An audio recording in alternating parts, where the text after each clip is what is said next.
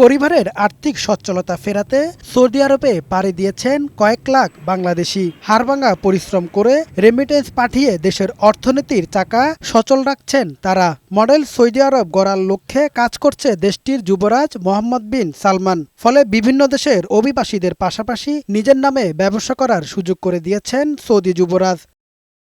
এদিকে সৌদি আরব সফরে গেছেন প্রবাসী কল্যাণ ও বৈদেশিক কর্মসংস্থান উপদেষ্টা ডক্টর আসিফ নজরুল। রোববার রিয়াদে সৌদি আরবের মানব সম্পদ ও সামাজিক উন্নয়ন মন্ত্রণালয়ের ভাইস মিনিস্টার ডক্টর আবদুল্লাহ বিন নাসেরের সাথে বৈঠক করেন তিনি।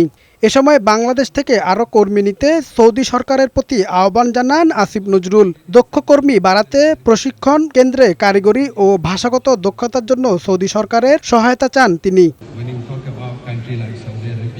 উন্নয়নশীল দেশগুলোর কলকারখানায় পেশাগত স্বাস্থ্য ও নিরাপত্তা রক্ষার জন্য অতিরিক্ত অর্থ ব্যয়ের কারণে উৎপাদন বাড়লেও শ্রমিকদের জীবনমান উন্নত হচ্ছে না।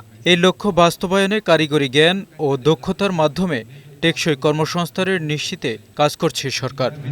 সৌদি আরবে বসবাসরত প্রবাসী বাংলাদেশিরা বলছেন, কর্মী পাঠাতে হলেও তাদের বিভিন্ন ধরনের প্রশিক্ষণ ও কারিগরি শিক্ষা নিতে হবে। আমরা মনে করি যে এখানে যদি আরো স্কিল দক্ষ শ্রমিক পাঠানো যায় তাহলে রেমিটেন্স প্রবাহটা আরো দ্বিগুণ হারে বেড়ে যাবে। সৌদি আরবে এখানে শ্রমবাজার যদি সরকার ধরে রাখতে চায় তাহলে দক্ষ শ্রমিকের প্রয়োজন আছে। দক্ষ শ্রমিক প্রেরণ করতে পারলে আমাদের সৌদি আরবের শ্রমবাজার ভালো একটা অবস্থান তৈরি করতে পারবে। সৌদি আরবে বিশাল শ্রমবাজারে বাংলাদেশি শ্রমিকরা আরও কাজের সুযোগ পাবে, এমনটা প্রত্যাশা সবার। কামাল উদ্দিন, বৈশাখী সংবাদ।